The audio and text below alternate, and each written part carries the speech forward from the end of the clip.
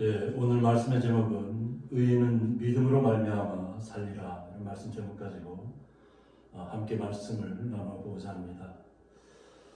가을철로 접어들면서 저희들이 빛에 대해서 굉장히 소중함을 느낍니다.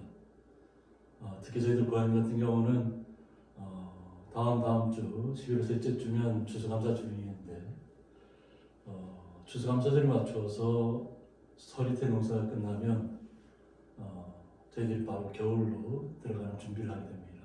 그래서 요즘같이 빛이 소중한 때가 정말 없는 것 같습니다. 그래서 가을로 들어가면서 가을 햇살이 소중한 것을 참으로 많이 깨닫게 됩니다. 그래서 요즘 오늘은 또 날씨가 그렇기 때문에 더욱더 그런 것이 생각나는 시간입니다. 오늘 본문의 히브리서 10장 32절을 보면 전날에 너희가 빛을 받은 후에 라고 했습니다.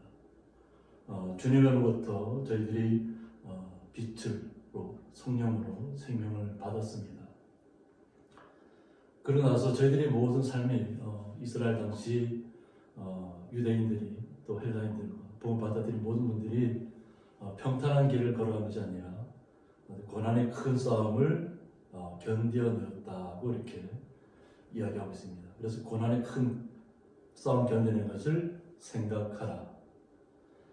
저희들이 오늘 본문을 통해서 빛에 대해서 좀 생각해 봐야 되는데 출애굽기 34장 29절에 보면 모세가 그 증거의 두 판을 모세의 손에 들고 시내산에서 내려오니 그 산에서 내려올 때에 모세는 자기가 여호와와 말하였으므로 말미암아 얼굴 피부에 광채가 나나 깨닫지 못하였다라고 말씀하고 있습니다.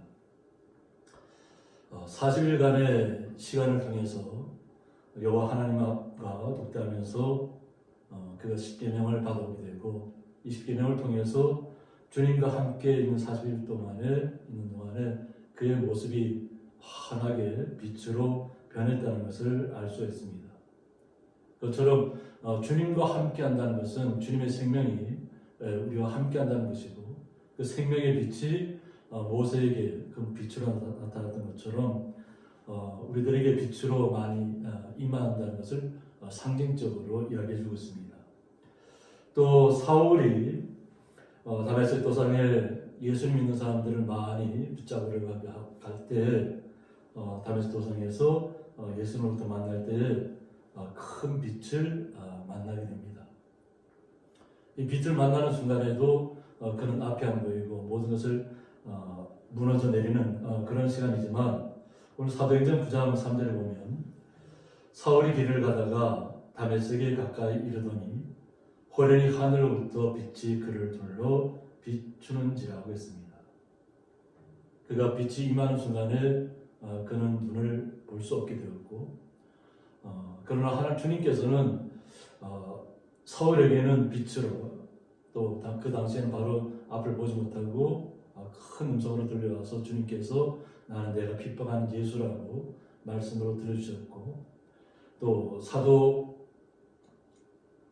행전 9장 17절에서는 아나니아에게 주님께서 또 나타나셔서 사울에게 가서 사울에게 안수해 줌으로 그의 눈을 뜨게 해주라는 말씀을 증가합니다. 아나니아는 처음엔 그 이야기를 받아들이지 못했지만 주님의 이야기를 듣고 마음을 정확히 한 후에 사울을 만나서 그에게 주님의 말씀을 전하게 됩니다. 그래서 9장 17절에서는 아나니아가 떠나 그 집에 들어가서 그에게 안수하여 이르되 형제 사울아 주 곧 내가 오는 길에서 나타나셨던 예수께서 나를 보내어 라고 했습니다. 아나니아 선자에게 나타나셔서 사울이 있는 곳을 알려주시고 사울이 가게 하셔서 그에게 안수함으로 그의 눈을 뜨게 해주려는 계획을 가지고 그에게 나아갔다고 하는 것입니다. 그래서 너로 다시 보게 하시고 성령으로 충만하게 하신다 하니라고 말씀하셨습니다. 그럴 때 즉시 사울의 눈에서 비늘 같은 것이 벗어져 다시 보게 된지라고 말씀하셨습니다. 그래서 이 빛으로 주님께서 임하셨고 또 그에게 빛으로 임하셨다가 그의 눈을 또 뜨게 해주는 그런 역사도 아나니아 선자를 통해서 다시 한번 하게 됩니다. 그러나 그러고 나서 사울도 세례를 받고 또 그 후에 음식을 먹음에 강건하여 지니라고 했습니다. 그러면 우리가 히브리 10장 33절 본문으로 들어가서 혹은 비방과 한난으로서 사람에게 구경거리가 되고라고 했습니다. 예수를 영접한 모든 분들이 오히려 주님을 영접한 그 순간부터 오히려 큰 환난에 처하게 되는 것을 이야기합니다. 이것은 네로 황제 시대 때부터 비롯해서 많은 기독교인들에게 핍박이 왔습니다. 그렇지 핍박이 왔는데 정말 그 주님을 영접하고 주님의 삶으로 살아간다는 것이 결코 쉬운 일이 아니라고 하는 것입니다. 그러나 그들은 또 혹은 이런 형편에 있는 자들과 사귀는 자가 되었다고 했습니다. 분명히 자신들은 핍박을 받고 있지만 고난을 받고 있지만 또 함께 비방받고 고난받는 함께 주님을 영접한 사람들과 함께 사귀는 자가 되었다고 했습니다. 그래서 요한복음 1장 4절에 보면 그 안에 생명이 있었으니 이 생명은 사람들의 빛이라고 말씀하셨습니다. 주님께서 우리에게 생명을 오셨는데 그 생명의 빛이 저희들에게 왔을 때 사람들의 빛으로 나타났다고 하는 것입니다. 그래서 주님은 영원한 생명의 빛이라고 하는 겁니다. 그래서 주님을 통해서 저희들에게 새로운 생명을 눈을 뜨게 되는, 깨닫게 되는 그런 시간을 저희들이 맞게 되는데 믿지 않는 사람들에게는 그것은 이해하지 못하는 일들이었습니다. 그래서 1장 5절에 보면 빛이 어둠의 빛이 돼 어둠이 깨닫지 못하더라고 했습니다. 분명히 주님의 빛이 임했지만 이 세상에 임했지만 많은 사람들이 주님을 온전하게 영접하지 못했다고 하는 거죠. 깨닫지 못했다고 하는 것입니다. 그래서 저희들이 살아가는 이 세상은 주님을 영접한 분들도 많이 있지만 또한 주님을 영접하지 아니한 분들도 많이 있다고 하는 것입니다. 그래서 주님을 영접한 분들도 있지만 또 믿었다가 또 오히려 위협이 다가오고 이슬람이라든가 이런 위협이 다가왔을 때 오히려 주님을 버린 사람들도 있을 것입니다. 그러나 한번 우리가 주님을 영접한 분들은 그러나 그 믿음을 절대로 버려서는 안 된다고 하는 것입니다. 히브리서 10장 34절 보면 너희가 갇힌 자를 동정하고 너희 소유를 빼앗기는 것도 기쁘게 당한 것은 이란 말씀을 통해서 주님의 이름으로 나아갔던 모든 분들이 어려움을 당할 수 있다는 거죠. 근데 그 어려움을 당했던 분들에게 동정하는 마음 그리고 자신에게 많은 소유가 있었지만 그 소유를 빼앗기는 과정도 겪었다고 하는 거죠. 이 빼앗기는 그 과정 속에서 자신들이 주님을 영접했다는 것 때문에 이러한 일들이 일어났을 때 그것을 기쁘게 맞이했다고 하는 거죠. 기쁘게 당했다고 하는 것은 여기에는 특별한 의미가 있는데 더 낫고 영광 소유가 있는 줄 알미라고 말씀하고 있습니다. 영원한 하나님의 나라를 알지 못했으면 일어날 수 없는 일들입니다. 그러나 주님을 영접한 후에 이들은 정말로 하나님의 나라, 영원한 나라가 있다는 것을 깨닫게 되고 그것을 통해서 이 땅에서의 삶을, 고난의 삶을 기쁘게 당할 수 있었다는 거죠. 그래서 35절에 보면 그러므로 너희 담대함을 버리지 말라고 말씀하고 있습니다. 이것이 큰 상을 얻게 하느니라. 이 땅에 살아가면서 때로는 어려움들을 만날 때 우리의 믿음을 절대로 버리지 말아야 한다는 것입니다. 그래서 여호수아에게 임했던 그 강하고 담대한 믿음처럼 저희 성도님들도 믿음의 담대함을 버리지 말아야 될 줄이 있습니다. 이것이 주님께서 저희들을 향한 큰 의미가 있는 일인 줄 믿습니다. 데살로니가전서 2장 15절에 보면 유대인은 주 예수와 선자들을 죽이고 우리를 쫓아내고 하나님을 기쁘시게 하지 아니하고라고 했습니다. 오히려 유대인들은 하나님을 온전히 섬긴다고 하면서 주님의 사람들을 정말로 죽이는 일에 앞장섰다고 하는 거죠.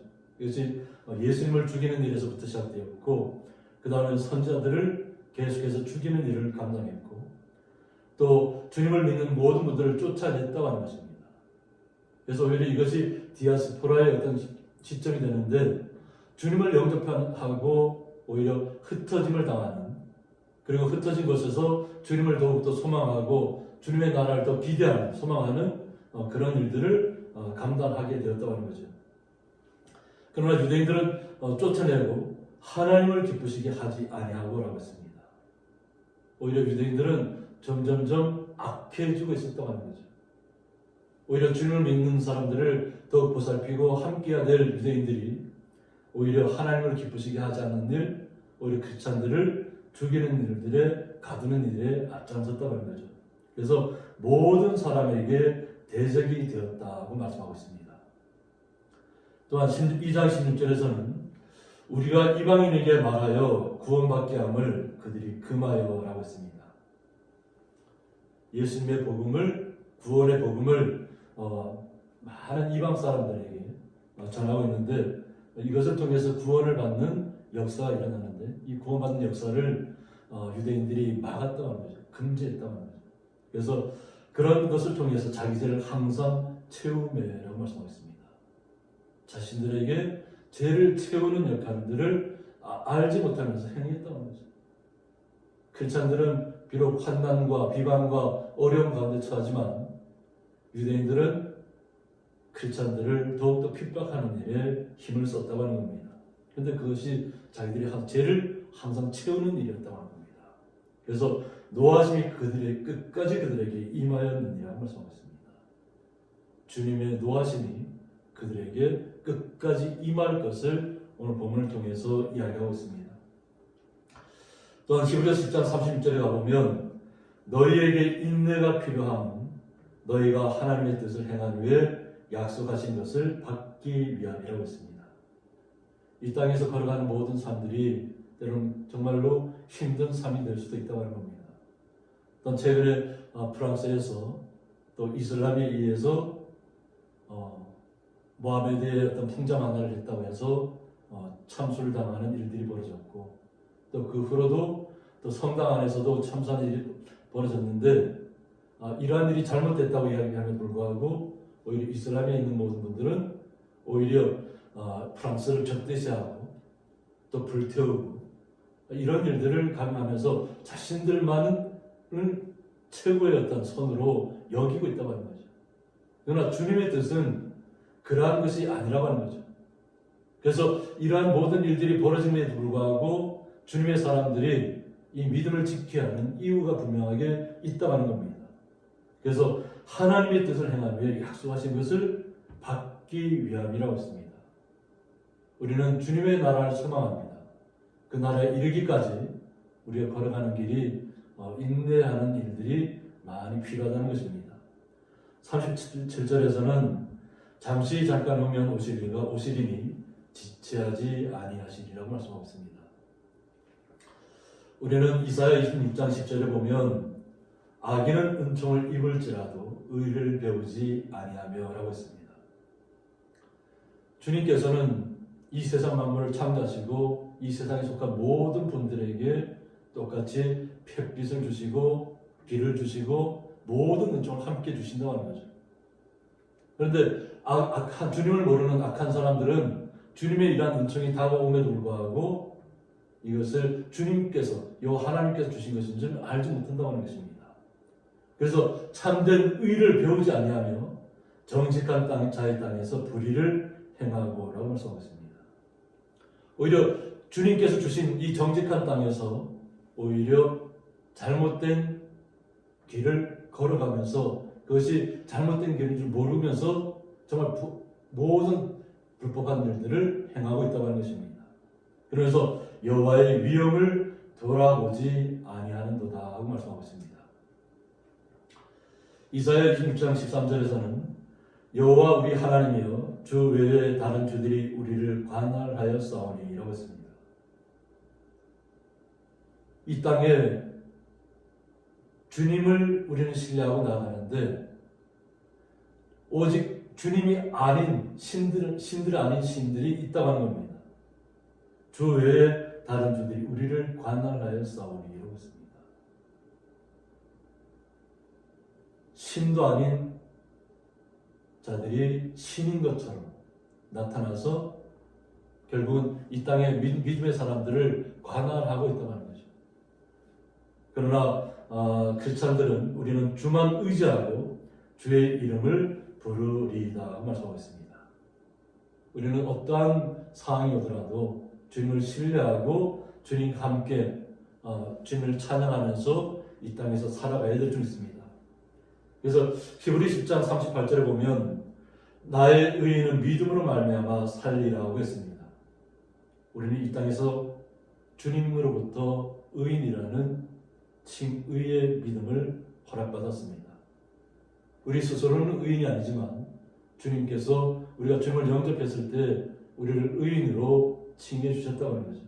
그래서 주님의 사람들은 이 땅에서 믿음으로 말미암아 살아나가야 될 줄 믿습니다.